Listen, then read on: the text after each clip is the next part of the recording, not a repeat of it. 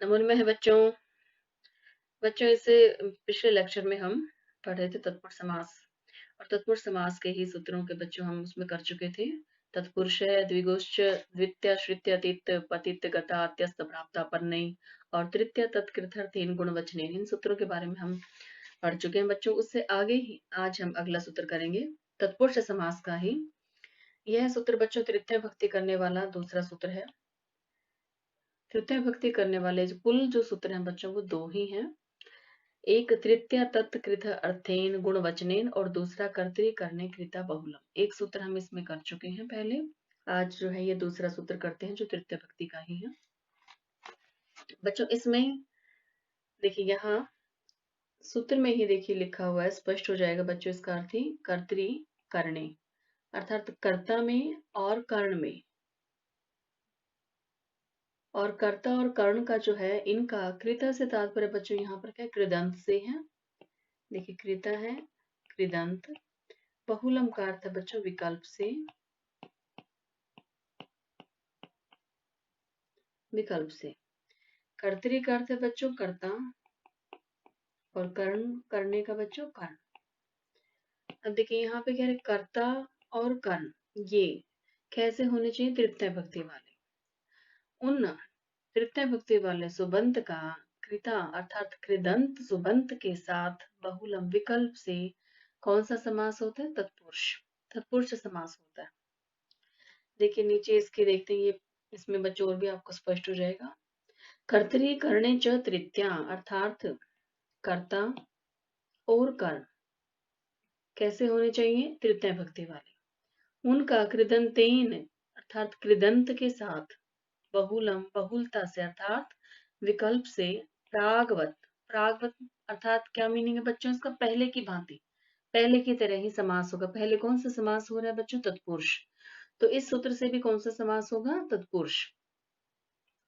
इसमें ये जो सुप की बच्चों सुबंत की तत्पुरुष की समास की जो अनुवृत्ति है वो पिछले सूत्रों से ही इसमें आ रही है।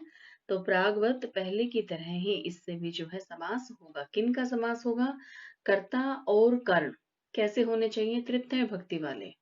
उन तृतीय भक्ति वाले कर्तरी कारक का या कर्ण कारक का कृदंत के साथ विकल्प से समास होगा। और कौन सा समास होगा यह तत्पुरुष समास। तत्पुरुष समास भी कौन सा बच्चों इसमें तृतीय तत्पुरुष समास।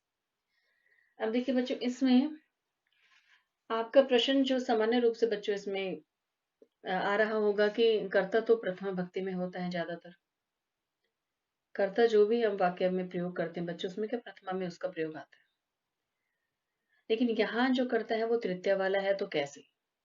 तो बच्चों यह किस में होता है कर्म वाच्य में। कर्म वाच्य में जो कर्ता होगा वो तृतीय में होगा।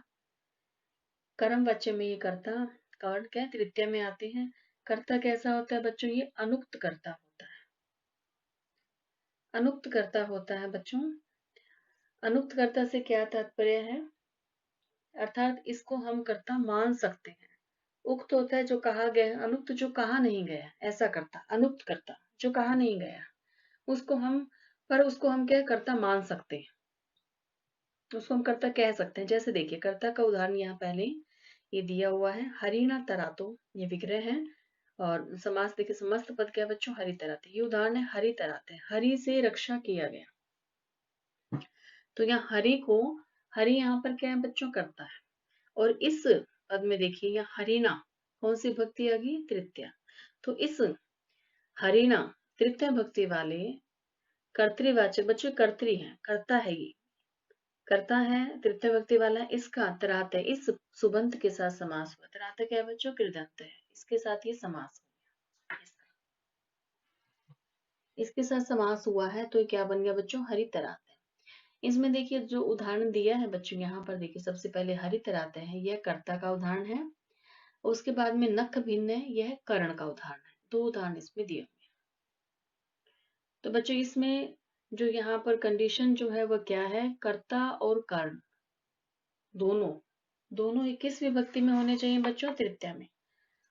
तो इसका अर्थ, अर्थ क्या हुआ बच्चों इसका कि कर्ता अथवा कर्ण अर्थ में जो तृतीय भक्ति वाला जो सुबंत है उसका किस सुबंत के साथ कृदंत, कृदंत जो सुबंत है उसके साथ क्या है, बहुलम बहुलता से अर्थात विकल्प से, प्रागवत पहले की तरह ही अर्थात तत्पुरुष समास होगा। कौन सा समास होगा बच्चों इसमें, तत्पुरुष समास। अब हम देखिए इसमें इसका ये उदाहरण जो है बच्चों, सबसे पहले इसको मैं आपको सिद्ध करके दिखा देती हूँ। उदाहरण को हरी तरह से दिया है। यह किसका उदाहरण है बच्चों, कर्तरी का। और यह जो नक भिन्न है बच्चों, यह है कर्ण का। सबसे पहले हम कर्तरी का लेते हैं। देखिए बच्चों इसमें यह कौन सा विग्रह है, यह हरिण तरातु जो लिखा है ये आप जानते ही हैं, ये क्या है बच्चों, इसमें लौकिक विग्रह है। अब हरि तराते को सिद्ध करते हैं, उसके लिए अलौकिक विग्रह व्याकरण की प्रक्रिया में प्रयोग होता है, आप जानते हैं।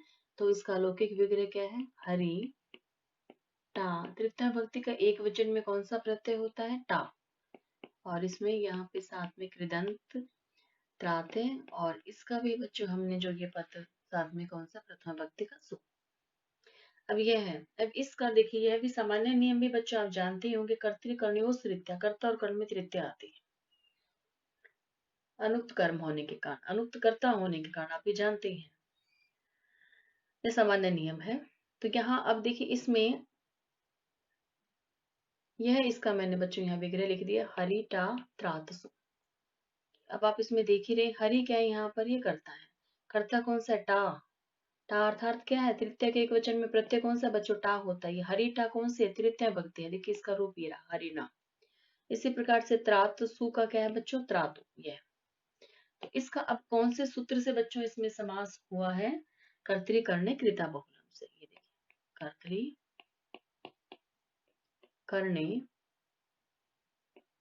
कृता बहुलम, इस सूत्र से बच्चों इसमें समास हो गया। अब देखिए यहाँ हरिटा का त्रातसु के साथ सुपन, इसमें समास हुआ है। हरिटा यहाँ तृतीय भक्ति वाला है, कर्ता इसमें क्या तृतीय भक्ति वाला है। एक यहाँ ये कंडीशन एक तो बच्चे इसमें पूरी होगी। दूसरा यहाँ त्रातसु जो है, त्रात क्या है, कृदंत है। ये आप जानते हैं कृदंत है, तो यहाँ पर जो है ये दूसरी भी पूरी हो गई है शर्त इसमें। अब इसमें देखिए बच्चों आप यहाँ ये देखिए, अब इसमें इसका हमने इसमें यहाँ समास हो गया बच्चों, इस सूत्र से इसमें समास हुआ है। अब आप जानते हैं इसमें अगला सूत्र कौन सा लगेगा, सुपो धातु प्रातिपदिक। सुपो धातु प्रातिपदिक, ये आपने बच्चों पहले भी किया है। ये सूत्र क्या करता है, ये भी आप जानते हैं। धातु के मध्य में आने वाले सुप का या प्रातिपदिक के मध्य में आने वाले सुप का लोप कर देता है ये सूत्र। अब देखिए यहाँ कौन सा आ रहा है, ये प्रातिपदिक है बच्चों, पूरा प्रातिपदिक, इसके बीच में टा आ रहा है और कौन सा आ रहा है, सु आ रहा है। इन दोनों ही प्रत्ययों का यहाँ पर क्या है, लोप हो जाएगा बच्चों। इसमें टा भी और सु दोनों चले जाएंगे, तो यहाँ पर क्या रह जाएगा, हरि और त्रात। इसे हम जोड़ देते हैं, तो यहाँ पर ये पद क्या हो जाएगा बच्चों, हरि त्रात। और ये आप जानते हैं कि समास में जो प्रथमा निर्दिष्ट होता है उसकी उपसर्जन संज्ञा होती है, और जिसकी उपसर्जन संज्ञा होती है बच्चों, से उपसर्जनम पूर्वम, इस सूत्र से क्या है, उसे पहले, उसका स्थान कहाँ होता है, पहले रखते हैं हम उसे।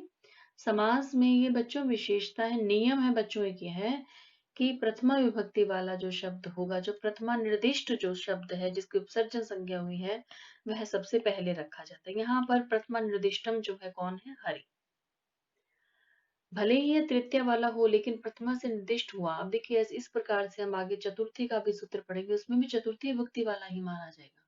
जैसे हमने द्वितीय का पढ़ा, उसमें भी क्या द्वितीय जो पद था वो क्या था, प्रथमा विभक्ति वाला था। तो ये क्या, प्रथमा निर्दिष्टम जितने भी पद हैं बच्चों, ये सबसे पूर्व में लगते हैं। तो यहाँ हरि पहले लगेगा और इसी त्राते जो पद है वो बाद में आएगा। अब बच्चों यह पद क्या बन गया, हरि तराते।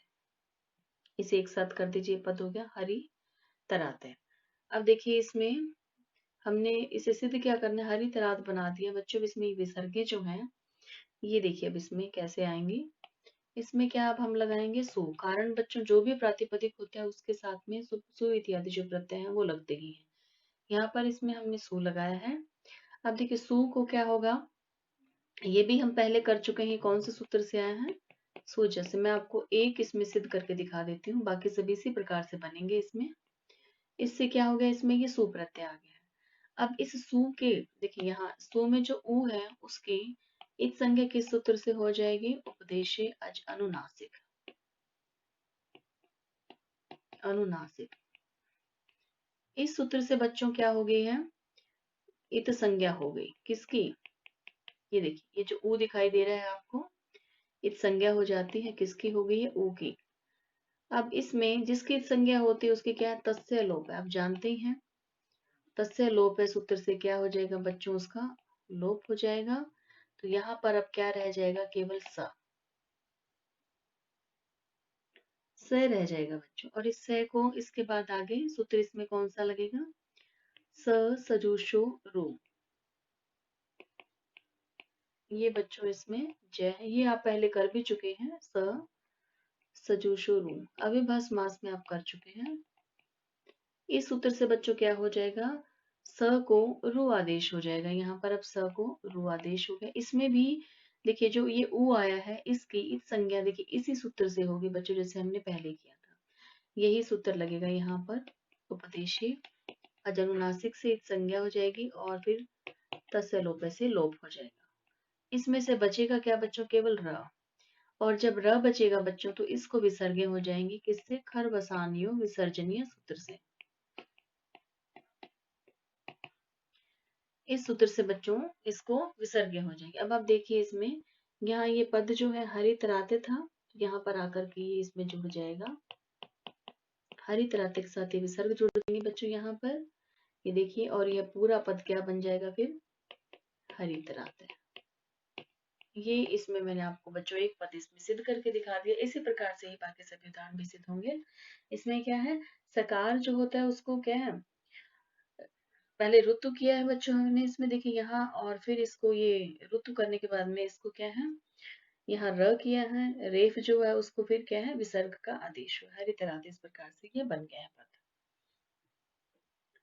बहुत ही आसान है बच्चों, ये बहुत ही सरल है। एक पद आपको सिद्ध करके दिखा दी। ये क्या था बच्चों? इसमें कर्तरिकारक का। अब ये है बच्चों इसमें कर्ण कारक। अब देखिए साथ ही कर्ण कारक का भी मैं आपको नीचे इसमें लिख के दिखा देती हूँ बच्चों। उससे पहले आप देखिए यहाँ इसमें ये देखिए अब आपको स्पष्ट दिखाई दे जाएगा। इसमें ये जो हरि और तराते इन दो का हो गया। हरि का क्यों हुआ है इसके साथ? क्योंकि हरि जो एक तो क्या है? कर्त्री भी है, कर्ता भी है और साथ में तृतीया भक्ति वाला भी है। इसका किसके साथ समास हुआ? तराते। तराते क्या है बच्चों? कृदंत है।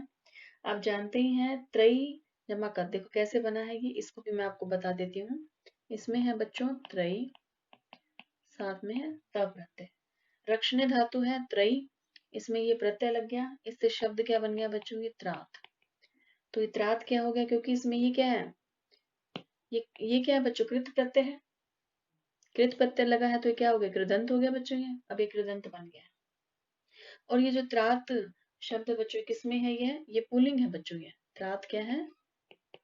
पुल्लिंग है बच्चों। ये पुल्लिंग में है बच्चों। तो इससे बना हुआ जो रूप होगा, जैसे देखिए यहाँ ये जो बना है, ये देखिए हरितरात है, यह भी किस में माना जाएगा? पुल्लिंग में। क्यों? क्योंकि आप इसमें जानते हैं कि द्वंद्व और कौन सा समास है? तत्पुरुष बच्चों दो है। उसमें क्या है बच्चों? पर्वलिंगम, अर्थात अंतिम जो पद होता है, जो उत्तर जो पद है उसके अनुसार ही जो है इसमें लिंग होता है। ये आप जानते हैं। पर्वलिंगम द्वंद तत्पुरुषो। तो पर इसमें क्या है? बाद में क्या रहे? तिराते। तिराते का बच्चों यहाँ पर कौन सा लिंग है? पुल्लिंग। तो यह जब समस्त पद जो है बच्चों किस लिंग में माना जाएगा? पुल्लिंग में। तो यह किस में हो गया? पुल्लिंग में हो गया है। तत्पुरुष समास में जो अंतिम जो पद है बच्चों उसका जो लिंग होगा वही पूरे पद का लिंग बन जाएगा। तो ये किस में हो गया है? पुल्लिंग में। पुल्लिंग में हो गया है। अब इसके बाद देखते हैं बच्चों आगे। हरि से रक्षा किया गया, हो गया। तो यहाँ पर रक्षा करने का कर्ता कौन? आप जानते ही हैं। यहाँ जो रक्षा कर रहा है उसका कर्ता कौन है? हरि। तो हरिनाम में तृतीय भक्ति है, यह कृदंत है, इसलिए इसका त्रात्य पद के साथ में क्या हो गया बच्चों? समास हो गया और क्या बन गया? हरितरात। ये किसमें है बच्चों? यह जो बना है ये क्या है बच्चों? पुल्लिंग में। और ये पुल्लिंग में क्यों है? क्योंकि उत्तर पद जो है वो पुल्लिंग में है, इसलिए पुल्लिंग में। यदि यह स्त्रीलिंग में होता तो बच्चों ये समस्त पद स्त्रीलिंग में बनता, माना जाता। यदि नपुंसकलिंग में होता तो ये नपुंसकलिंग में माना जाता। जैसा अंतिम जो पद है, जो उत्तर पद है, वो जिस लिंग में होगा उसी से ही समस्त पद का लिंग निर्धारित होता है। अब देखिए इसके पश्चात आगे जो बच्चों इसमें है नक भिन्न, यह क्या है, कर्ण कारक का दिया है।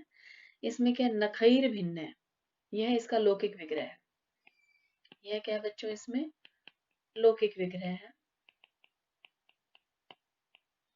ये क्या है, नख भिन्न बच्चों, यह है इसमें समस्त पद है, और नखैर भिन्न है, ये लौकिक विग्रह। अब देखिए इसका मैं आपको यहाँ अलौकिक विग्रह बता देती हूँ। यह भी बच्चों इसी प्रकार से ही सिद्ध होगा जैसे ये सिद्ध हमने इसमें किया है। अब देखिए यहाँ इसे थोड़ा बड़ा कर देते हैं बच्चों, आपको स्पष्ट दिखाई देगा। अब देखिए इसमें यहाँ इसका अलौकिक विग्रह क्या होगा बच्चों, इसमें नख, नख आएगा, साथ में आएगा बच्चों भिस, और इसके साथ में यहाँ भिन्न, और इसके साथ सु। अब देखिए इसमें कृदंत भी होना चाहिए। अब यहाँ नख ही क्या है बच्चों, कर्ण है। ये क्या है बच्चों, इसमें नख जो है वो क्या है, कर्ण है। यहाँ पर ये क्या है, साधन का ही कार्य कर रहा है, छेदा ही जा रहा है इससे। यहाँ भेदन की जो क्रिया है, जो छेदने की क्रिया है। अब इसका अर्थ क्या है बच्चों, नख भिन्न का क्या अर्थ है, नाखूनों से चीरा गया, नाखूनों से छेदा गया। तो यहाँ जो छेदन की जो क्रिया, जो भेदन की जो क्रिया हो रही है बच्चों, उसमें साधन क्या है, नख। नाखून इसके अंदर क्या है, फिर कर्ण है। भेदन क्रिया में, भेदन क्रिया में यह है कर्ण है। तो कर्ण भी हो गया इसमें बच्चों। और दूसरा जो है यहाँ पर जो इसमें साथ में दिया हुआ है ये भिन्न, ये क्या है, कृदंत है। ये आप जानते हैं कि इसमें भी जो है कौन सा प्रत्यय लगा है, प्रत्यय लगा हुआ है। ये देखिए इसमें यही प्रत्यय बच्चों आया है, और ये प्रत्यय आप जानते हैं कच्चो प्रत्यय है, वह कृदंत है। तो यह भी बच्चों कौन सा इसमें हो गया है, ये कृदंत। तो ये तृतीय भक्ति वाला है। अब आप इसमें देंगे जो भीस है, ये क्या है, देखिए टा भयाम भिस, आप जानते हैं ये क्या है, टा एक वचन में है बच्चों, टा भयाम और भिस। क्योंकि इसमें नाखूनों से छेदा गया, तो यहाँ पर नाखून क्या है, बहुवचन में है। इसलिए यहाँ पर प्रत्यय कौन सा आया है, तृतीय व्यक्ति का बहुवचन का प्रत्यय है। यहाँ क्या था बच्चों, इसमें एक वचन का प्रयोग था, क्योंकि इसमें कर्ता एक था। लेकिन यहाँ पर नाखूनों से छेदा गया, नाखूनों बहुवचन में है, तो यहाँ पर क्या आ गया, टा भयाम भिस। टा एक वचन में, भयाम द्विवचन में, और भिस क्या है, बहुवचन में। तो यहाँ पर इसलिए यहाँ भिस लगाया। तो ये नख भिस, और क्या हो गया, भिन्न सु। अब बच्चों इसमें भी आप देखिए यहाँ पर यही सूत्र आप इसमें लगाते जाइए। देखिए इस सूत्र से बच्चों क्या होगा, समास हो जाएगा। और सुपो धातु प्रातिपदिक से क्या होगा, ये भिस और ये सु, इनका क्या लोप हो जाएगा। और जब इनका लोप हो जाएगा तो बचेंगे क्या बच्चों, यहाँ पर नख और भिन्न। बच क्या जाएगा बच्चों, इसमें नख और भिन्न। अब देखिए यह इसमें पद बच जाएगा बच्चों। अब इसमें जब यह बन गया, इसके बाद में आप इसमें क्या लगाएंगे, ये सु, जैसे इसमें सु जोड़ देंगे साथ में। सु को फिर क्या है, आप उसी प्रकार से देखिए से आदेश करेंगे, रू करेंगे, रू के बाद में उसको र करेंगे, और फिर र के बाद में क्या करेंगे, विसर्ग। और तो फिर बच्चों ये क्या बन जाएगा, नक भिन्न से, फिर ये है नक भिन्न से नख भिन्न। इसी प्रकार से होगा, यही सारे सूत्र इसमें बच्चों बनेंगे। सु और जस हो गया, उपदेश अनुनासिक स सरु शुरु। देखिए जितने भी सूत्र हैं, उपदेश से फिर संज्ञा, तस्य लोप श्लोक, खर बसाने विसर्जनीय से फिर इसमें विसर्ग। यही सारे सूत्र इसमें बच्चों लग रहे हैं, देखिए। हाँ, इस प्रकार से आपका नक भिन्न भी बच्चों बन जाएगा। अब देखिए इस सूत्र में यहाँ ये नक भिन्न भी इसमें सिद्ध हो गया है। अब इसमें बच्चों जो एक इसमें प्रश्न और आपके इसमें जो है दिमाग में बच्चों आ रहा होगा, आप भी सोच रहे होंगे कि इसमें जो एक प्रश्न और कि यहाँ जो पहले जो सूत्र आया है, तृतीया तत्कृत अर्थेन गुण वचनेन, वह सूत्र यहाँ पर क्यों नहीं लगा।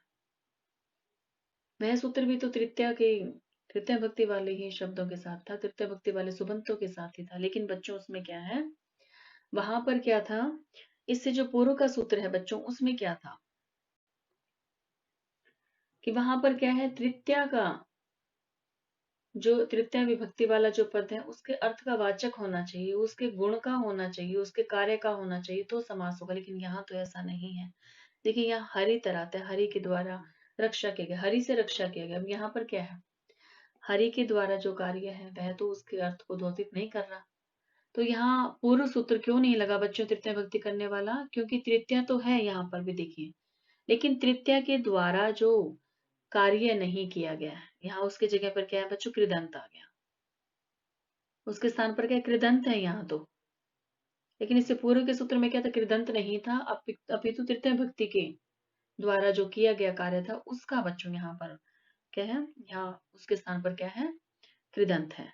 यही अंतर है इसमें, कृदंत के साथ में यहाँ समास करने के लिए सूत्र अलग से बना है बच्चों, इसलिए इसमें पहले वाला सूत्र नहीं लग सकता। तृतीय भक्ति करने वाला जो पहला जो सूत्र था, तृतीया तत्कृत अर्थेन गुणवचनेन, यह सूत्र यहाँ नहीं लगेगा। अब देखिए इसके बाद इसमें यहाँ ये इसका क्या अर्थ है, ये परिभाषा है बच्चों एक। इस सूत्र के साथ परिभाषा दी हुई है, कृद ग्रहणे। कृद ग्रहणे का क्या अर्थ है, कृदंत के ग्रहण में। अब यहाँ देखिए इसमें जो कृत ग्रहण लिखा है बच्चों, कृत से क्या तात्पर्य, यहाँ पर कृदंत का ग्रहण करना। ये लिख देती हूँ मैं, ये क्या है, कृदंत।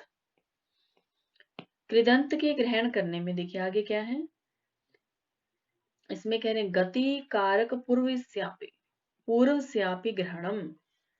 अब क्या कह रहे हैं बच्चों इसमें कि कृद के ग्रहण में, अर्थात कृदंत को ग्रहण करने में, ग्रहण स्थल में क्या है, गति और कारक पूर्व, साथ ही कह रहे पूर्व स्यापी, पूर्व का भी, अर्थात बच्चों इसमें गति पूर्वक या कारक पूर्वक उस कृदंत का भी ग्रहण क्या है, हो जाता है, किया जाता है। यहाँ इसका क्या अर्थ है, इसका क्या है बच्चों, यहाँ पर गति पूर्वक, और इसका क्या है बच्चों, यहाँ पर कारक पूर्वक। देखिए मैं इसे यहाँ नीचे लिख देती हूँ, यहाँ देखिए इसमें बच्चों स्पेस है यहाँ पर, इसको मैं आपको यहाँ समझा देती हूँ। यह क्या था बच्चों, देखिए कृद ग्रहण, क्या तात्पर्य, कृदंत के ग्रहण में। यह देखिए यह लाइन के बच्चों उस तरफ है, देखिए यहाँ ये दूसरी तरफ आ गया, तो इससे अगर मैं इसे ऐसे आपको समझाऊंगी तो बच्चे छोटा हो जाएगा आपको दिखाई देंगे, इसलिए इस पद को मैं आगे लिख देती हूँ ताकि आपको स्पष्ट दिखाई दे जाए। ये जो परिभाषा देखिए यहाँ है, ये रही। तो इसमें परिभाषा में क्या है बच्चों, शुरू में देखिए यह पद मैंने यहाँ लिख दिया है, इसमें ये पद पूर्व में कृत ग्रहण है, उसके बाद में गति कारक है, यहाँ से ये ऐसे कृदंत के ग्रहण में। इसका क्या अर्थ है बच्चों, इसका क्या है, कृत ग्रहण से क्या तात्पर्य, कृदंत के ग्रहण में क्या होना चाहिए, जो गति पूर्वक है और जो कारक पूर्वक है उन कृदंत का भी ग्रहण करना चाहिए। अब बच्चों मैं इसे थोड़ा सा और स्पष्ट कर देती हूँ। देखिए सूत्र में जहां कहीं भी, सूत्र में कहीं पर भी कृत कहा गया है तो वह केवल कृदंत का ही ग्रहण करेगा ऐसा नहीं है। कृद या कृत जो भी है बच्चों पद कहा गया जिस भी सूत्र में, तो वो क्या कृदंत का ही ग्रहण करेगा ऐसा नहीं है, अभी तो वह गति पूर्वक या कारक पूर्वक जो कृदंत है उनका भी ग्रहण करेगा। अब देखिए आप ये जानते ही होंगे, देखिए नहीं तो मैं इसको बता देती हूँ बच्चों, और भी इसे स्पष्ट कर देती हूँ। अब देखिए आप इसमें ये जो आपने प्रा, निर, निस, अनु है, इसमें अप है, साथ में बच्चों दुर है, ये 22 आपने जो है, ये 22 क्या है बच्चों, उपसर्ग है। ये 22 आपने पढ़े होंगे बच्चों, इसमें नाम इनके बारे में आप जानते भी होंगे। तो देखिए ये जो 22 हैं, जो प्रे प्राणी अनु सभी क्या है बच्चों, इन्हें क्या क्या कहा जाता है, इन 22 को एक तो बच्चों इन्हें जो है उपसर्ग तो कहा ही जाता है, देखिए लिखा भी है मैंने, साथ ही इनको कहा जाता है निपात, और साथ ही क्या कहा जाता है बच्चों, अवयव। इन्हें बच्चों अवयव और क्या कहा जाता है, गति। निपात, अवयव, गति, और कुछ स्थानों पर इन्हें कर्म प्रवर्तनीय भी, इनमें से कुछ को बच्चों, सभी को तो नहीं, कुछ को कर्म प्रवचनीय भी कहा जाता है। तो बच्चों इन सब को केवल उपसर्ग नहीं, निपात भी कहते हैं, अवयव भी कहते हैं, गति भी कहते हैं, कर्म प्रवचनीय भी कहा जाता है बच्चों इनको। तो क्या है कि यहाँ कृत से क्या तात्पर्य, इन 22 को गति कहा है बच्चों। ये जो बच्चों उपसर्ग है इनको गति भी कहा है, इनको क्या कहा, गति। देखिए ये रहा गति, लेकिन गति इनको कब कहा है, यदि किसी धातु के साथ इनका संयोग हुआ हो या क्रिया के साथ हुआ हो, गति कब कहा जाता है बच्चों? कब कहा जाता है? जब धातु के साथ या क्रिया के साथ संयोग हुआ हो बच्चों, तो इन्हें गति भी कहा जाता है।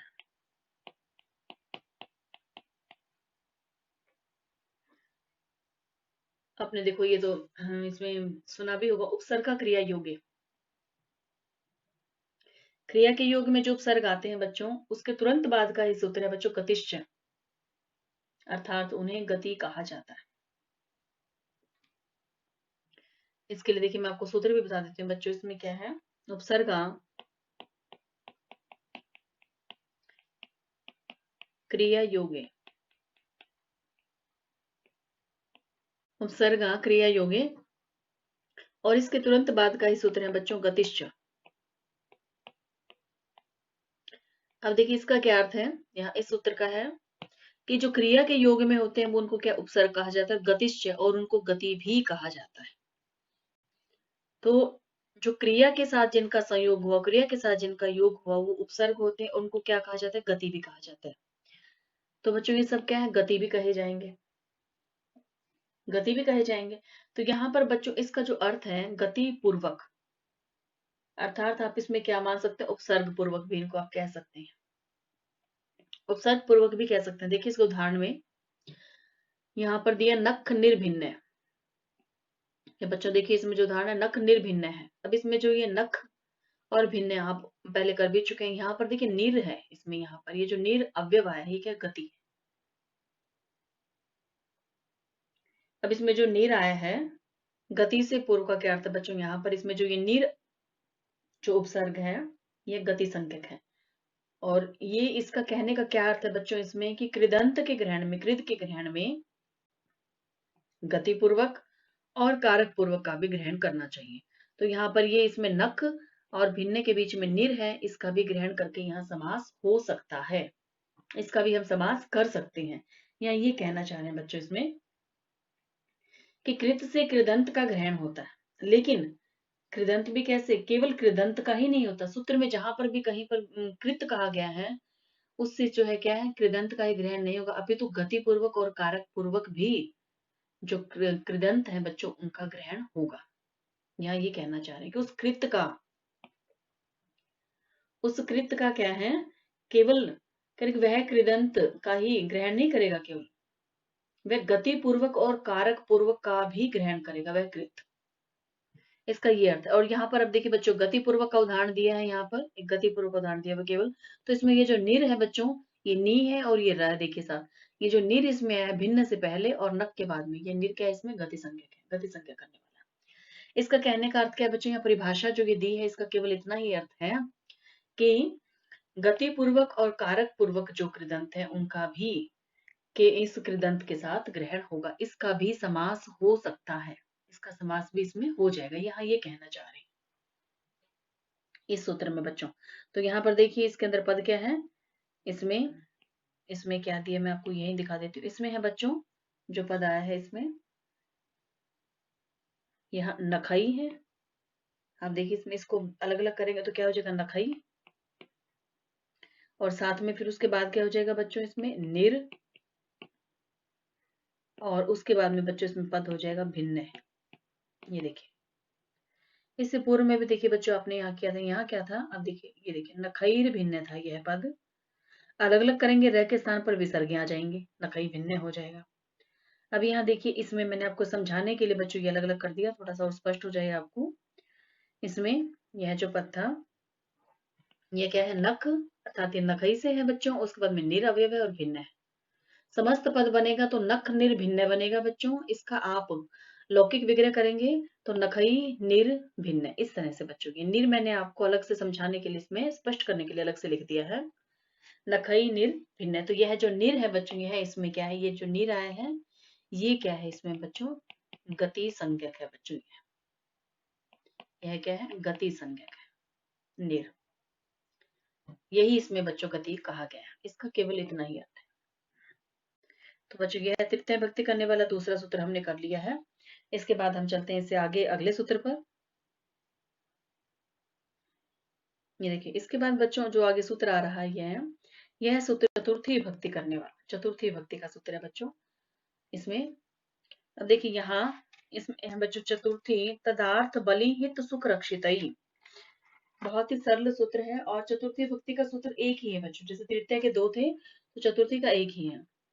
अब इसमें देखिए चतुर्थी, इसमें दो ही पद है, एक चतुर्थी है दूसरा तदर्थ। देखिए तदर्थ, तदर्थार्थ बलि हित सुख रक्षितई, एक ये है बच्चों इसमें। तो दो पद है। चतुर्थी से यहाँ पर क्या अर्थ हो रहा है, चतुर्थी जिसमें लगी हो, जैसे इससे पहले हमने किया तृतीय भक्ति वाला सुबंत होना चाहिए, तो यहाँ चतुर्थी भक्ति वाला सुबंत होना चाहिए। ये देखिए रहा चतुर्थी अंत अर्थाय, चतुर्थी भक्ति वाला हो गया। इसके बाद में देखिए यहाँ, लेकिन इसमें बच्चों में भक्ति लगी कौन सी हुई है, प्रथमा। इसमें प्रथमा है, ध्यान दीजिए अब इसमें प्रथमा है। और यहाँ रक्षित में देखिए कौन सी है, तृतीया। ये तो इसमें तो दे रखे हैं बच्चों प्रथमा और ये इसमें दे रखे हैं बच्चों तृतीया। और ये आप जानते ही हैं कि जिसमें प्रथमा होती है समास में उसका सबसे पहले प्रयोग होता है, अर्थात चतुर्थी भक्ति वाला जो पद होगा वह पहले प्रयुक्त होगा। इसका ये अर्थ है बच्चों यहाँ पर, और ये बाद में, तृतीय वाला बाद में प्रयुक्त होता है बच्चों, प्रथमा वाला जो है पद पहले प्रयुक्त होता है। ये समास में विशेष नियम है बच्चों, प्रत्येक समास पर ये लागू होता है। तो यहाँ ये क्या है, प्रथमा भक्ति वाला है। इसके इस चतुर्थी है बच्चों यहाँ, लेकिन इस चतुर्थी में विभक्ति कौन सी लगी हुई है, प्रथमा। और जिसका हम समास करेंगे वह पद कौन सा होगा, चतुर्थी भक्ति वाला। और वह पद क्योंकि इसमें प्रथमा है तो वह पद क्या होगा, पहले रखा जाएगा। प्रथमा निर्दिष्टम उपसर्जनम, और फिर उपसर्जनम पूर्व। प्रथमा से जिसका निर्देश है उसकी उपसर्जन संज्ञा, और जिसकी उपसर्जन संज्ञा उसका पूर्व में प्रयोग। अब देखिए यहाँ इसमें तदर्थ, अर्थ, बलि, हित, सुख, रक्षित, यह पद दिए हुए बच्चों। इसमें सबसे पहले हम लेते हैं तदर्थ को। इसमें इसको आप अलग कर लीजिए, तदर्थ। उसके आगे देखिए अर्थ, बलि, हित, सुख, रक्षित, यह दिए हुए। सबसे पहले हम तदर्थ को समझते हैं बच्चों, उसके बाद ये अर्थ और बलि, हित, इनका सबका अलग अलग जो है प्रयोग करेंगे, उदाहरण करेंगे। तदर्थ से क्या तात्पर्य है यहाँ पर, इसके लिए देखिए नीचे स्पष्ट लिखा हुआ है, चतुर्थे अंत अर्थाय यत तद्वाचिना अर्थादिभिश्च। देखिए यहाँ पर पहले हम इसको इतना ही अर्थ करेंगे, ये अर्था भी जो है इसके बाद अलग हो जाएगा। ये इसका क्या अर्थ है बच्चों यहाँ पर, देखिए इसे मैं यहाँ से आरंभ करती हूँ, आसानी से आपको समझ आ जाएगा। यहाँ से लेते हैं इसे, चतुर्थी अंतम वा प्रागवत, चतुर्थी विभक्ति वाला, जिसके अंत में चतुर्थी विभक्ति लगी है, ऐसा सुबंत ऐसा शब्द चतुर्थी विभक्ति वाले का वा अर्थात विकल्प से, वा हो या बहुलम हो, उसका क्या अर्थ होता है बच्चों, इसमें विकल्प से। प्रागवत पहले की तरह अर्थात तत्पुरुष समास होगा। चतुर्थी विभक्ति वाले का पहले की तरह ही वा विकल्प से समास होगा। अब किन के साथ होगा, देखिए कह रहे हैं यहाँ पर अर्थादिभिश्च, अर्थ आदि। अब अर्थ आदि बच्चों यहाँ से शुरू होता है, अर्थ, बलि, हित, सुख, रक्षित, इनके साथ समास होगा। किनका, चतुर्थी विभक्ति वाले सुबंत का। इन सब के साथ, इनमें से चाहे अर्थ दिया हो, चाहे बलि हो, चाहे हित हो, चाहे सुख हो, चाहे रक्षित, इनके साथ समास होगा। अब देखिए यहां तक हमने इसको कर लिया है। इससे आगे अब देखिए यहाँ इसमें ये समझना है बच्चों ध्यान से कि इसका क्या अर्थ है। यहाँ पर देखिए यह जो इसमें पद आया है बच्चों तदर्थ, इसके लिए यहाँ लिखा हुआ है चतुर्थी विभक्ति वाला चतुर्थी अंत अर्थाय, उसके अर्थ में जो चतुर्थी विभक्ति का जो शब्द दिया हुआ है उसका अर्थ, उसके अर्थ का जो तद्वाचिना, उसका वाचक शब्द, उसका जो वाचक शब्द होगा उसके साथ उसका समास होगा। तो यहाँ तदर्थ बच्चों थोड़ा सा ये अलग है। अब इसको मैं आपको इसमें उदाहरण से बच्चों मैं आपको इसमें समझा देती हूँ। अब देखिए यहाँ इसमें बच्चों क्या है, यूप यूप दारू, यह उदाहरण हम लेते हैं। यह किसका उदाहरण है बच्चों, तदर्थ का, तदर्थ का उदाहरण है ये उदाहरण किसका दिया है सबसे पहले, तदर्थ का। तदर्थ कहाँ है सूत्र में, देखिए ये बच्चों इसका दिया है सबसे पहले।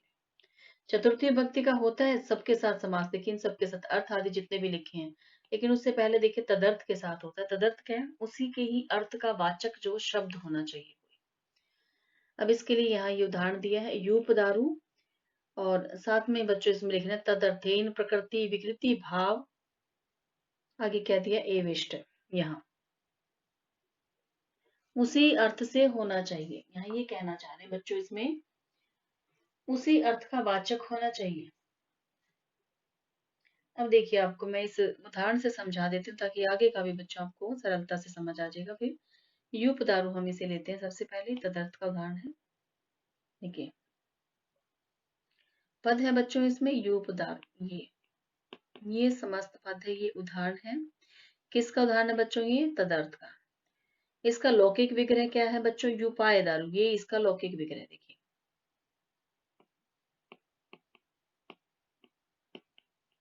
यूपाय दारू कौन सा विग्रह है? ये लौकिक विग्रह। इसका क्या अर्थ है बच्चों? यहाँ पर इसका अर्थ बच्चों इसमें यूप क्या होता है बच्चों? खंबा, स्तंभ। उसके लिए दारू का क्या अर्थ है बच्चों? यहाँ लकड़ी। युपाए दारू अर्थात खंबे के लिए लकड़ी। अब देखिए यहाँ पर युपाए जो पद है वो क्या है? चतुर्थी विभक्ति वाला है। ये चतुर्थी विभक्ति वाला पद है, इसमें चतुर्थी विभक्ति लगी हुई है, ये चतुर्थी अंत सुबंत हो गया। तो यहाँ पर एक कंडीशन जो है वो पूरी हो गई, चतुर्थी विभक्ति वाला शब्द होना चाहिए, हो गया, इसमें सुबंत हो गया। अब लेकिन इसके साथ कह रहे हैं, आगे क्या कह रहे हैं कि उसी के अर्थ का वाचक तदर्थ, उसी के अर्थ का वाचक। अब उसी के अर्थ का वाचक बच्चों यहाँ पर क्या है? स्तंभ के लिए, खंबे के लिए क्या है? लकड़ी। लकड़ी के लिए देखिए इसका अर्थ क्या है? खंबे के लिए। इसके अर्थ का वाचक जो आ रहा है वो क्या है? लकड़ी। लकड़ी का जो शब्द आ रहा है उसके लिए जो वाचक जो शब्द है बच्चों वह कौन सा है? दारू। तो इसके अर्थ के अर्थात इस खंबे के लिए लकड़ी है, और लकड़ी का जो वाचक शब्द क्या आ गया यहाँ पर? दारू। तो ये दारू शब्द क्या हो गया बच्चों? इसमें तदर्थ हो गया। अब इस दारू का युपाय इसके साथ में समास होगा। तदर्थ का यह उदाहरण है बच्चों इसमें। अब देखिए साथ में इसमें ये भी लिखा है कि तदर्थेन, तदर्थ में यानी उसी अर्थ के वाचक शब्द में कह रहे प्रकृति विकृति भाव, प्रकृति और विकृति भाव में ही क्या है? एवेष्ट, ही एव ही इष्ट इष्ट है, अन्यत्र नहीं। अर्थात चतुर्थी विभक्ति का समास जो होगा तदर्थ में वो क्या है? प्रकृति विकृति भाव में ही इष्ट है, अन्य नहीं। अब बच्चों इसमें प्रकृति विकृति भाव क्या होता है? इसमें देखिए जो मूल वस्तु होती है बच्चों से हम प्रकृति कहते हैं, उससे बनी हुई वस्तु को विकृति कहा जाता है, ये आप जानते हैं। अब यहाँ पर देखिए मूल वस्तु जो है इसमें क्या आ रही है? युपाय, खंबा, उसके लिए क्या? स्तंभ जो भी है, यहाँ पर क्या है? ये मूल वस्तु है। अब इससे बनी हुई जो वस्तु है जो विकृति, वो क्या हो जाएगी? उसकी विकृति हो जाएगी। अब मैं इसको आपको और भी सरलता से समझा देती हूँ। जैसे देखिए कि लकड़ी से आप देखिए मेज भी बनता है। जैसे हम यहाँ लिया हमने दारू, दारू का क्या अर्थ है बच्चों? लकड़ी। अब लकड़ी से मेज भी बनता है, कुर्सी भी बनती है, ये यूप जो खंबा ये भी लकड़ी से ही बन रहा है, आदि अनेक पदार्थ बनते हैं। तो इस तरह लकड़ी जो है वो क्या होगी? प्रकृति। तो यहाँ पर ये जो दारू है यह क्या है? प्रकृति है। इनसे जो भी कुछ बन रहा है, मेज कुर्सी थे, वो सब क्या है बच्चों? उसकी विकृति है। इसी प्रकार से आप और उदाहरण भी इसमें ले सकते हैं। जैसे सुवर्ण से कुंडल बनते हैं, केयूर है, मुद्रिका आदि अनेक आभूषण बनते हैं। तो इस प्रकार सुवर्ण क्या हो गया बच्चों? प्रकृति। कुंडल और आभूषण क्या होगी? उसकी विकृतियां होगी। इसी प्रकार से आप देखिए जैसे कि इसमें जो है आप ले सकते हैं, जैसे आप देखिए मिट्टी, ये क्या कहते हैं? मृतिका। मृतिका से क्या है, क्या क्या बनते हैं? घट बनते हैं बच्चों, सुराही प्याले सब बन, इसमें जो अनेक पदार्थ बनते हैं। तो यहाँ पर ये क्या हो गया बच्चों? ये क्या है? प्रकृति हो गई है। और इसके जो घट आदि जो है बच्चों, इसका जो बनते हैं घट इत्यादि, वो क्या है बच्चों? ये घट क्या हो गया? विकृति हो गया। ये इसकी विकृतियां हैं। तो विकृतियां जो भी होती हैं बच्चों प्रकृति का ही रूपांतर होती है, उससे भिन्न नहीं होती। यही बात यहाँ ये कहना चाह रहे हैं कि वह उससे भिन्न नहीं होना चाहिए, उसी के अर्थ का वाचक होना चाहिए। ये कह रहे हैं बच्चों इसमें उसी के अर्थ का वाचक होना चाहिए। प्रकृति और विकृति का इसमें केवल इतना ही है कि विकृतियां जो भी होंगी, जैसे यहाँ पर देख लीजिए ये घट है, घड़ा जो है ये क्या है? विकृति है। तो विकृतियां जितनी भी होंगी वो क्या है? प्रकृति का ही क्या होंगी? रूपांतर होती है बच्चों, उससे भिन्न नहीं होती। तो यहाँ पर यही चीज विशेष जो है ध्यातव्य है, ध्यान देने योग्य है बच्चों, इसीलिए यहाँ लिखा है तदर्थहीन। अब यहाँ पर देखिए जो उदाहरण है, यूप दारू, खंबे के लिए लकड़ी, स्तंभ के लिए लकड़ी। अब चतुर्थी विभक्ति वाला तो ये पद हो गया, इसके साथ इसके ही अर्थ का वाचक यह शब्द आ गया दारू। इसी का ही तो है बच्चों, इसी का ही है रूपांतर। देखिए एक दूसरे के साथ ये क्या है, इसमें एक प्रकृति है, दूसरा विकृति है। एक ये क्या है, विकृतियां क्या है, प्रकृति के रूपांतर है। तो यहाँ पर भी जो है देखिए तदर्थ है, उन्हीं के अर्थ का वाचक शब्द यहाँ पर क्या है, दारू। अतः इसलिए बच्चों युपाय का दारू के साथ समास होगा। तो यहाँ पर भी बच्चों कैसे होगा, यह तो क्या था, लौकिक विग्रह है, आप इसमें अलौकिक विग्रह कर लेंगे। क्या हो जाएगा बच्चों, इसमें चतुर्थी भक्ति में गे लगेगा और इसमें साथ में आप करेंगे इसमें दारू और इसके साथ सु हो जाएगा। अब देखिए इसमें जो समास हुआ है बच्चों, यहाँ पर किस सूत्र से हुआ है, चतुर्थी तदर्थ ये अर्थ बलि है सुरक्षित है, इस सूत्र से इसमें क्या हो गया बच्चों, यहाँ पर समास। मैं इसमें थोड़ा सा ही आगे लिख देती हूँ, ये सूत्र ऊपर लिखा हुआ है, ये क्या है, चतुर्थी तदर्था, इस सूत्र से इसमें समास हो गया। अब आगे आप जानते हैं बच्चों, इसमें गे और सु का आप लोप करेंगे, किस सूत्र से हो जाएगा, सुपो धातु प्रातिपदिक से। इसको आपने लुप्त कर दिया तो इसमें बच्चों बचा क्या, यूप और दारू। और आप ये भी जानते हैं कि चतुर्थी भक्ति वाला जो शब्द है इसमें प्रथमा निर्दिष्ट है या पूर्व में रखा जाएगा, ये यूप जो इसमें पहले ही आएगा, इसके साथ ये क्या है, दारू। अब इसको आप जोड़ दीजिए और ये क्या बन जाएगा बच्चों, इसमें यूप को इसके साथ रखेंगे तो यह पद बन गया यूप दारू, यह प्रातिपदिक बन गया, ये प्रातिपदिक बन गया, यूप दारू इसमें बन गया। अब आपका देखिए बच्चों इसमें अगला प्रश्न होगा कि युप दारू, ये प्रातिपदिक हो गया, प्रातिपदिक के साथ तो सु इत्यादि प्रत्यय लगते ही हैं, तो यहाँ पर प्रत्यय क्यों लगे, यहाँ पर भी लगेगा बच्चों इसमें प्रत्यय, ये लगेगा इसमें सु प्रत्यय। और सु को आप देखिए यहाँ पर सु का लोप हो जाएगा, बचेगा क्या, केवल युप दारू ही। सु किससे लगा, सु जस से, इससे इसमें सु प्रत्यय लग गया। अब इसमें सु प्रत्यय लग गया बच्चों, और इसमें इस सु का लोप हो गया। लोप किस सूत्र से हुआ, ये सु क्यों लुप्त हो गया बच्चों, यहाँ पर कौन सा सूत्र है, इसमें स्वमोर नपुंसकार्थ, यह सूत्र है बच्चों स्वयंवर नपुंसकार्थ। इस सूत्र से बच्चों क्या हो गया, इस सु का क्या हो गया, ये सु बच्चों इसका लोप हो गया इस सूत्र से। अब देखिए जितने भी जो अ के अतिरिक्त अंत में यदि दिया हो, जहां पर अ नहीं होता है बच्चों, यदि इसमें देखिए जो प्रातिपदिक बना है इसमें अंत में यदि क्या है, अ नहीं होगा तो क्या होगा, अ नहीं दिया हुआ। नपुंसकलिंग में बच्चों अ के अतिरिक्त, अब देखिए जो नपुंसकलिंग में क्या होता है, यदि आ के अतिरिक्त कोई भी अन्य वर्ण हो तो उसका लोप हो जाता है, सु और अम का क्या है, लुप्त हो जाएगा बच्चों, इसमें लुप्त हो जाएगा। यदि यहाँ पर ये ऊ नहीं होता अंत में तो क्या है, सु का लोप नहीं होता, यहाँ पर सु को फिर अम आदेश हो जाता, या सु को जो है क्या है, वहां विसर्गे लग जाते, फिर उसमें रेफ आदेश हो जाता। लेकिन यहाँ पर ये क्या है, एक तो ये उकारांत है, दूसरा नपुंसकलिंग में हम इसको कर रहे हैं बच्चों, नपुंसकलिंग में बनता है पद यह। अब यहाँ पर ये नपुंसकलिंग में क्यों बना, अब हमने इसमें नपुंसकलिंग का प्रत्यय लगाया इसलिए यह सूत्र लगा। देखिए सु और अम का नपुंसकलिंग में क्या है, लोप हो जाता है यदि पीछे इसमें कारांत ना हो तो। हम इसको नपुंसकलिंग में क्यों ले गए बच्चों, यहाँ पर हमने इसको नपुंसकलिंग में लेके गए, क्यों ऐसा इसमें क्यों किया, हम इसको पुल्लिंग में ले जाते तो सु की जगह जो है विसर्ग हो जाती, अगर इसको हम पुल्लिंग में रखते बच्चों तो विसर्ग हो जाती। अब ये नपुंसकलिंग का इसलिए सु का लोप हो रहा है, और यहाँ लोप क्यों हो रहा है बच्चों, यहाँ पर यदि जो पद का अंतिम अ के अतिरिक्त कोई और वर्ण होता है तो वहां पर सु और अम का लोप हो जाता है, किसमें, नपुंसकलिंग में। पुल्लिंग में होता तो विसर्ग लगती। तो यहाँ पर ऐसा क्यों किया, क्यों इसमें बच्चों किया, क्योंकि आप ये जानते हैं परवलिंगम द्वंद तत्पुरुष कि द्वंद्व समास में और तत्पुरुष समास में पर्वत अर्थात जो बाद का जो शब्द है, उत्तर जो पद है उसके अनुसार लिंग होता है। तो यहाँ पर बच्चों इसमें यूप जो इसके अंदर पद है बच्चों वह क्या है, पुल्लिंग है। इसमें ये जो पद आ रहा है ये क्या है, इसमें पुल्लिंग है। लेकिन जो दारू पर इसमें जो पद आ रहा है बच्चों वो क्या, नपुंसकलिंग है, ये नपुंसकलिंग है। अब जो अंतिम पद इसका क्या है, यहाँ देखिए अंतिम पद दारू है, दारू नपुंसकलिंग में है तो समस्त पद किस में जाएगा बच्चों, ये नपुंसकलिंग में।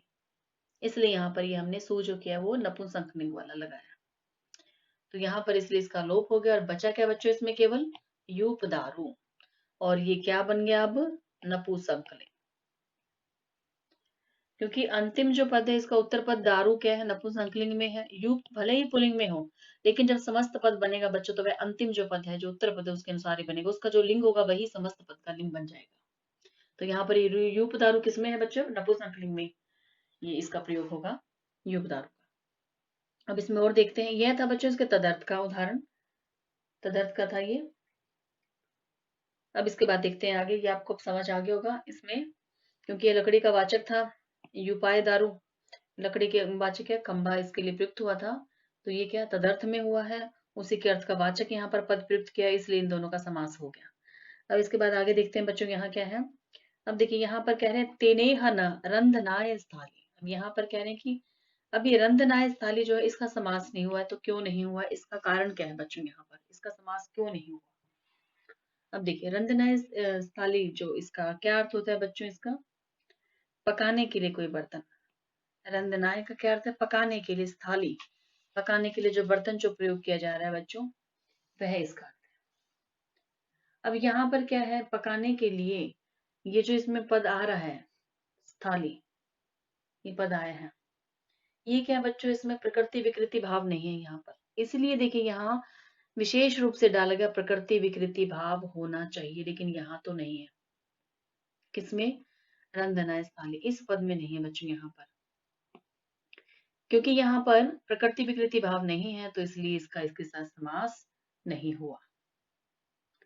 इसलिए बच्चों यहाँ पर ये कंडीशन लगाई है कि प्रकृति विकृति भाव भी होना चाहिए, अर्थात उसी के ही अर्थ को, उसी के अर्थ का वाचक कोई शब्द होना चाहिए, प्रकृति विकृति भाव होना चाहिए, उसी के अर्थ का है, अन्यथा समास नहीं, इसलिए यहाँ पर जो बच्चों समास नहीं हुआ।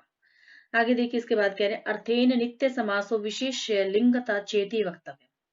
अब यहाँ पर कह रहे हैं अर्थ, अर्थेन अर्थ से, नित्य समास हो, नित्य समास होगा। अब बच्चों इसमें देखिए यहाँ अर्थेन कहाँ है, अब इसमें हम ये कर चुके हैं, इसमें देखिए चतुर्थी के हम उदाहरण तदर्थ का कर चुके हैं। यहाँ जो ये अर्थ कह रहे हैं अर्थेन, यह कौन सा बच्चों, ये देखिए ये अर्थ।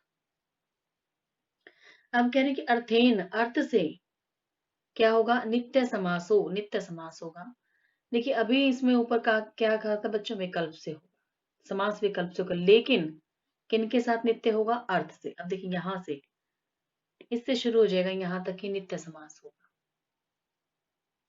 अर्थ सुबंत के साथ चतुर्थी अंत, चतुर्थी अंत जो सुबंत है उसको क्या है बच्चों, यहाँ पर कह रहे हैं नित्य समास वो माना जाएगा।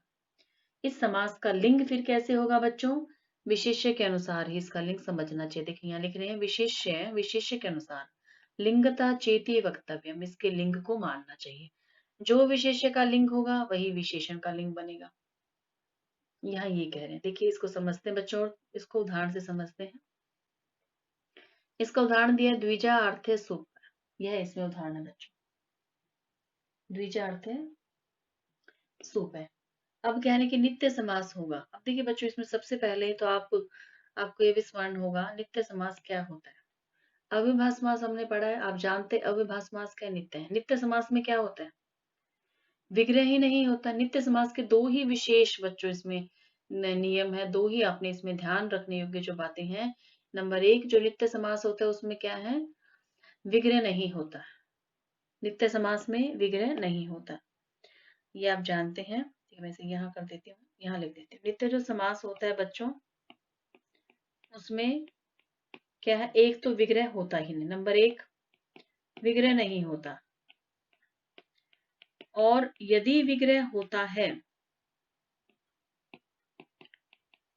नंबर दो क्या है, यदि विग्रह होता है, यदि विग्रह होता भी है तो वह क्या, स्वपदों का विग्रह नहीं होगा बच्चों, उसके अपने पदों का विग्रह नहीं होता है, स्वपद विग्रह नहीं होगा। ये आप जानते भी हैं, जैसे आप देखिए उपगंगम, उसका विग्रह करेंगे गंगा या समीपम आएगा, तो वहां देखिए अब जब आपने उसको विग्रह किया गंगा या समीपम, वहां पर उप नहीं आया बच्चों, समीपम आ गया, तो क्या स्वपद विग्रह नहीं होता है इसमें। ये इसके बच्चों तो खास इसमें जो है विशेष जो ध्यान रखने योग्य बातें हैं वो क्या है, नित्य समास की पहचान है, वह नित्य समास होता है।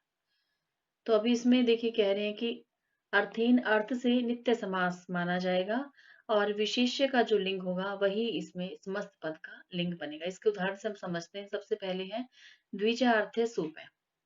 अब इसमें देखिए द्विजा अर्थ है जो सूपे है बच्चों, यहाँ पर ये जो द्विजा अर्थ है बच्चों इसमें है, यह क्या है, पुल्लिंग में है। क्यों है, यह पुल्लिंग में क्यों आया बच्चों, क्योंकि सूपे जो है वो पुल्लिंग में है। अब देखिए सूपे पुल्लिंग में है तो द्विजा अर्थ है भी किस में आएगा बच्चों, पुल्लिंग में।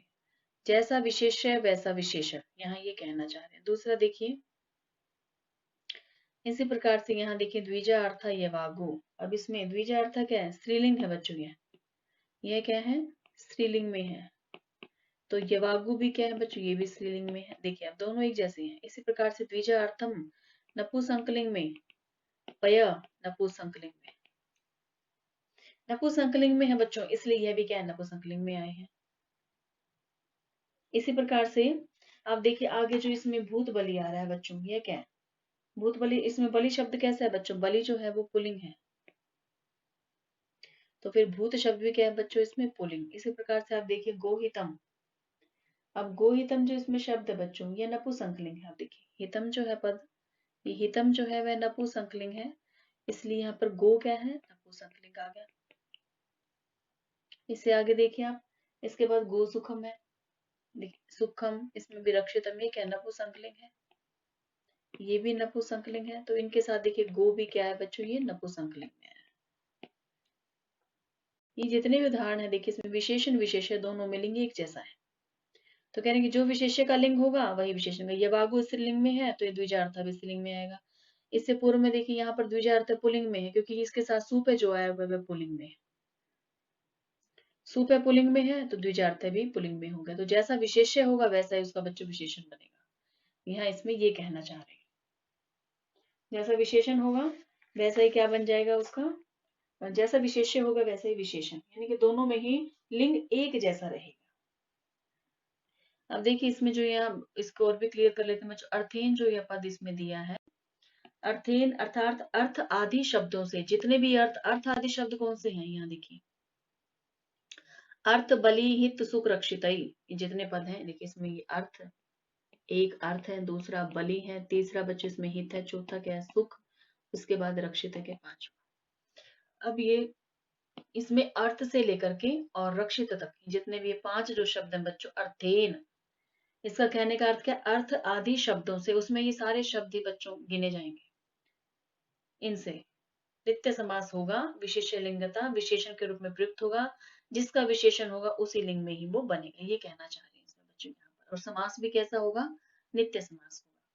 अब इसमें देखिए यहाँ जो ये द्विजा अर्थ जो सोपा है बच्चों, मैं इसको एक को आपको बता देती हूँ एक बार, ये भी कैसे सिद्ध होगा।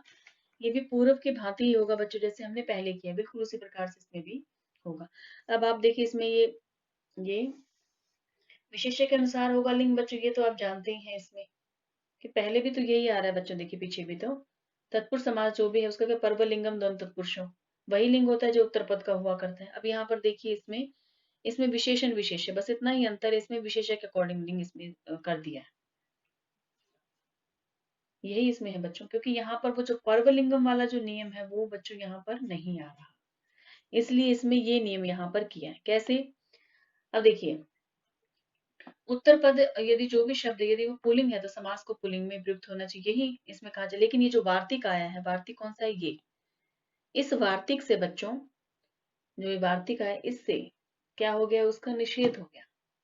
यहाँ इसका क्या कह रहे हैं, अब यहाँ पर क्या है, विशेष्य लिंगता का विधान कर दिया, परंतु इस वार्तिक से समास की विशेष लिंगता का विधान किया गया। तात्पर्य क्या है कि समास का वही लिंग होगा जो इसके विशेष्य का होगा। तत्पुरुष की जो पर्व लिंगता वाला नियम है बच्चों वो यहाँ लागू नहीं होगा, इसका यहाँ ध्यान रखना है। यहाँ क्या होगा, जैसा विशेष्य है वैसा विशेषण, उत्तर पद नहीं देखना, यहाँ विशेष्य देखना है, जैसा विशेष्य होगा वैसा ही विशेषण होगा, यहाँ ये देखना है।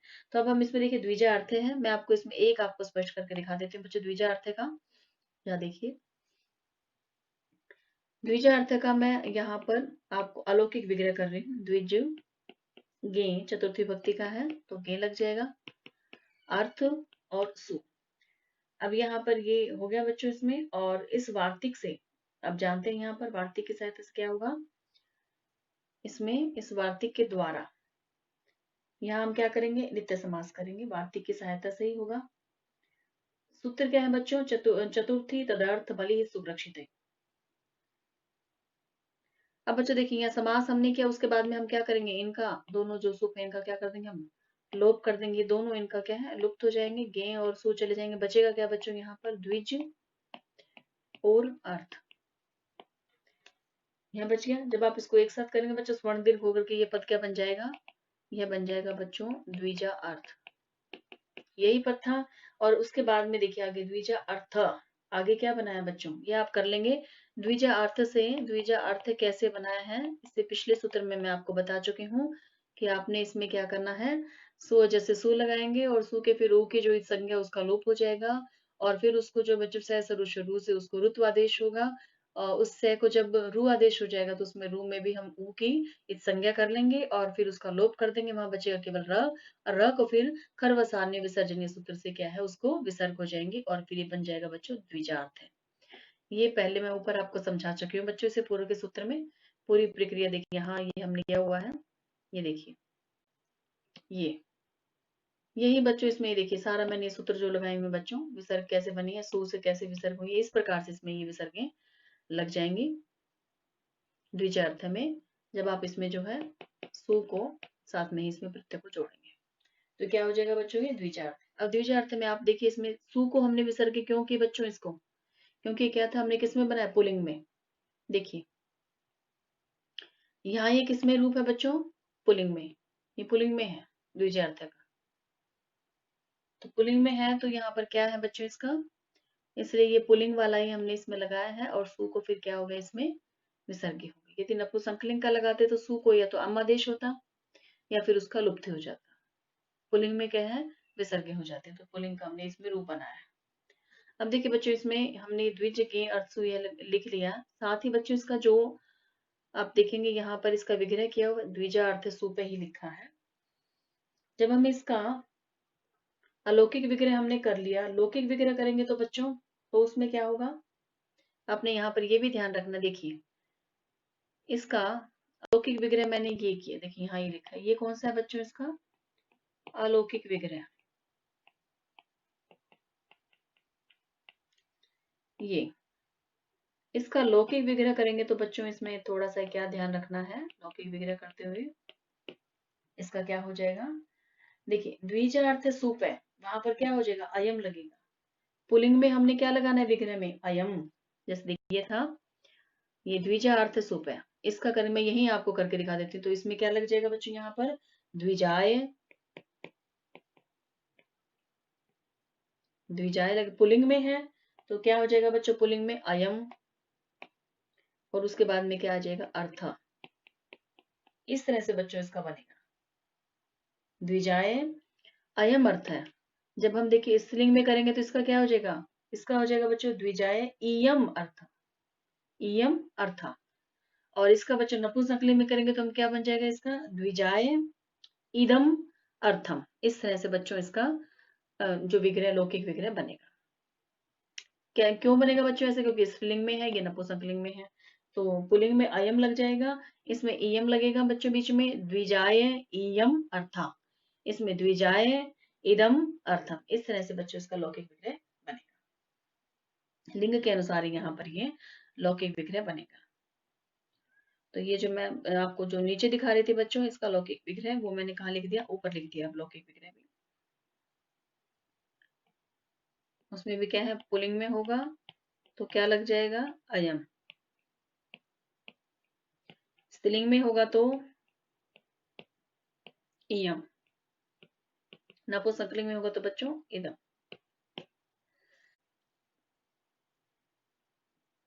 अब बच्चों इनका देखते हैं, यहाँ मैं आपको इसका बता चुकी हूँ, आप इसमें कहेंगे तो मैं यहाँ लिख भी देती हूँ। अब इसके बाद आप देखिए मैंने इनका आपको बता दिया है दोनों का यहाँ। अब देखते हैं भूत बलि का। अब भूत बलि का क्या कैसे करेंगे बच्चों, यही सूत्र लगेगा उसमें भी, भूत बलि में भी उसका विग्रह क्या होगा, भूत बलि का मैं आपको यहाँ लिख देती हूँ, उसका भूत भयस और जमा में क्या आ जाएगा बच्चों, बलि और सु। इस तरह से आपने इसका व्याकरण का करना है। भूत भयस, अब यहाँ पर भयस क्यों लगा, क्योंकि क्या है बच्चों, बहुवचन में, भूतों के लिए बलि। अब बहुवचन में तो यहाँ पर क्या लग गया, फिर भयस प्रत्यय लग गया। यह कौन सा है बच्चों, इसका अलौकिक विग्रह।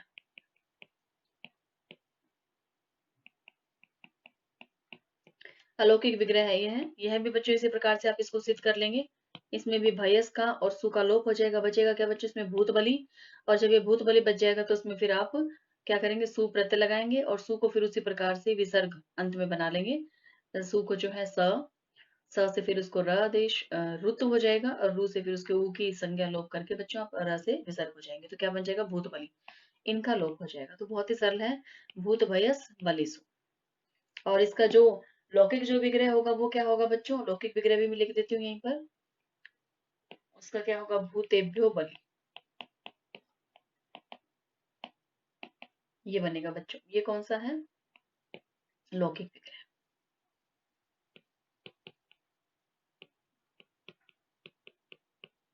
ये किसका है बच्चों, इसी का ही चल रहा है, आगे भूत बलि का है। ये देखिए, ये मैं आपको यहाँ से बता देती हूँ, ये इसी का है। और ये बच्चों इसका यू बता रहा हूँ। अब देखिए, इसमें गोहितम और गोसुखम और गोरक्षितम तीन रह गए बच्चों।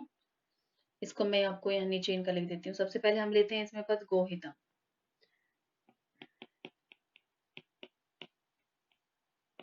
गोहितम का बच्चों इसमें क्या बनेगा, गो भयस जमा हित और सु। यह भी क्या बच्चों, बहुवचन में है, गौओं का हित है।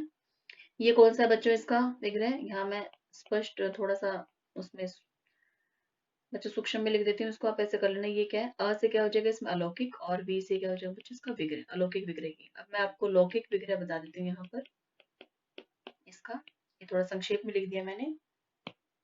ये अलौकिक विग्रह है, ये लौकिक विग्रह। लौकिक विग्रह में क्या आ जाएगा इसका, गोभ्यो हितम, गोभ्यो हितम। यह भी बच्चों उसी प्रकार से सिद्ध हो जाएगा, इन दोनों का लोप हो जाएगा, बचेगा क्या बच्चों, गो और हित। और गो और हित के बाद में आप इसमें सु जोड़ेंगे अंत में। आप जैसे गोहित के साथ में सु अगर जब जोड़ेंगे तो वो कौन सा सु होगा बच्चों, नपुंसकलिंग का, क्योंकि ये क्या है, नपुंसकलिंग में है। नपुंसकलिंग के सु को फिर क्या हो जाएगा बच्चों, उसमें अमादेश हो जाएगा, अमादेश होकर के बन जाएगा बच्चों गोहित। तो मैं आपको इसमें करके भी दिखा देती हूँ, यह क्या है बच्चों, लौकिक विग्रह।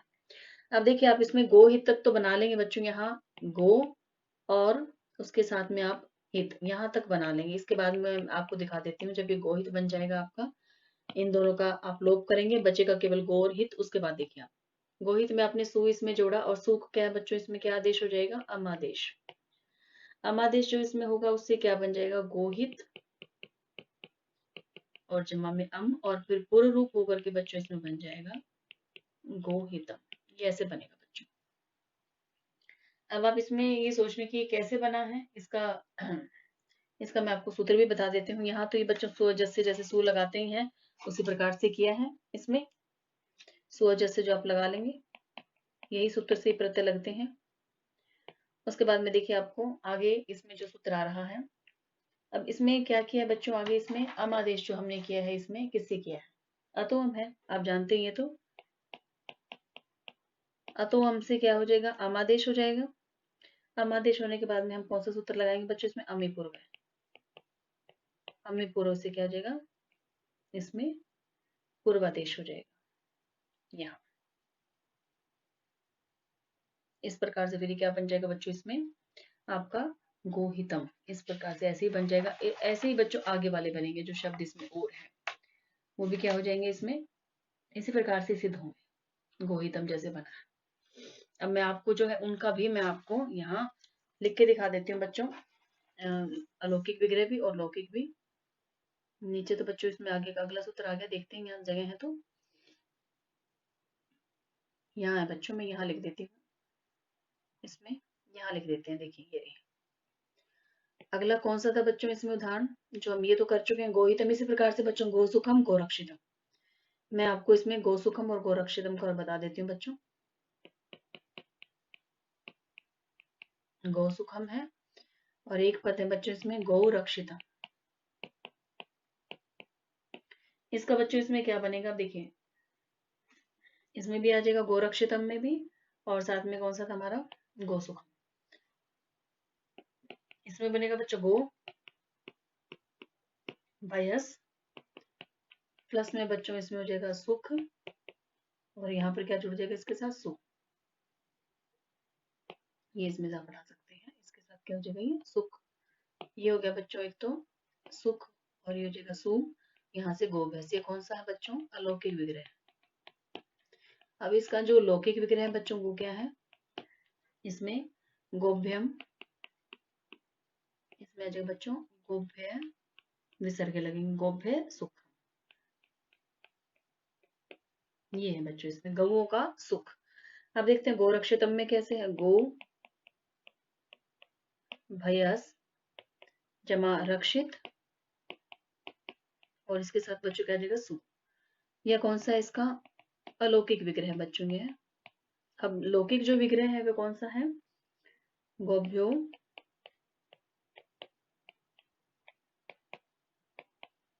इसमें रक्षितम,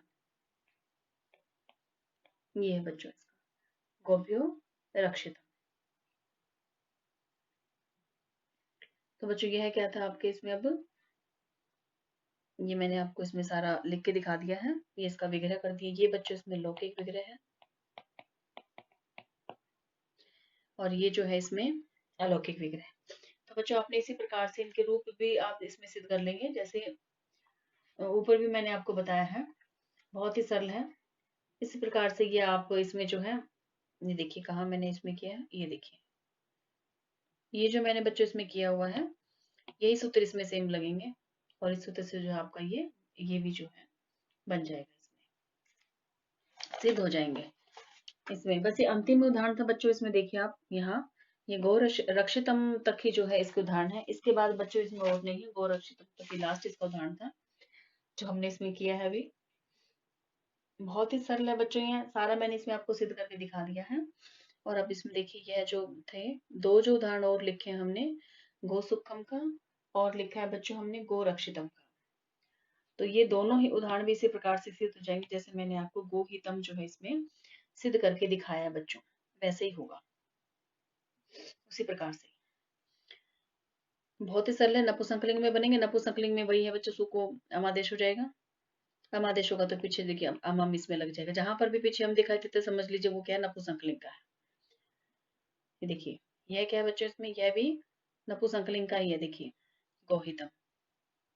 तो बच्चों आज हम इसमें इतना ही करेंगे, हम चतुर्थी भक्ति का सूत्र कर चुके हैं बच्चों, इसे अगले लेक्चर में हम पंचमी भक्ति का आरंभ करेंगे। तब तक के लिए अस्तु, नमो नमः।